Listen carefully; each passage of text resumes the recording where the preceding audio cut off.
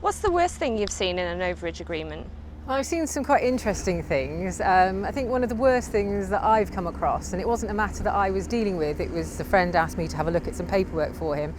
And it was a typical situation with a residential sale, residential conveyancing solicitor selling, residential conveyancing solicitor buying, and between them they were looking at an overage deed and trying to make it really complicated.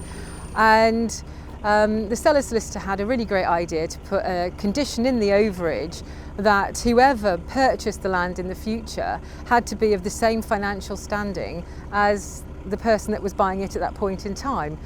Now, how you would regulate that, I'm not quite sure, but I don't think anybody who ever was going to buy that land or that house in the future would feel very happy about having to show that they were of the same financial standing as the seller. And that also gives the previous landowner almost a veto on who buys the land. And neither solicitors had realised quite what they were trying or going to accomplish by putting this document together in the way that they had drafted it. So I said to my friend who had asked me for some advice and some help, you really need to get that out of the overage agreement, which he then explained to his solicitor why he thought it was an issue, and it was promptly removed and everybody agreed. But if that had gone unchecked, that could have caused problems on any house sale for the next 30 years, simply because the house that was being sold had a few acres of land, and the person selling it thought it was a really good idea to make sure they didn't miss out on a few pounds in the future.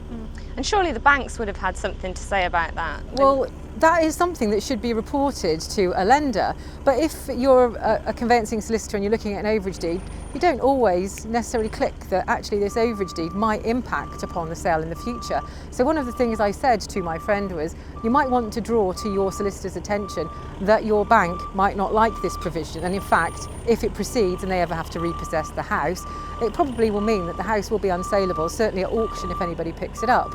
And that was drawn to his solicitor's attention, and she picked up the point, but it took a bit of time. And that's why I say you have to have somebody that knows what they're doing looking at overage deeds. And when you're really busy buying and selling houses and you're looking at really complicated documents, especially if somebody goes and puts something a bit quirky in, it might be something that somebody will miss. So I think you have to think very carefully when you draft these documents, and you have to have the right advice, because if my friend hadn't come and spoken to me, that would have gone through without anybody noticing, and it would have been a very, very, very bad day indeed.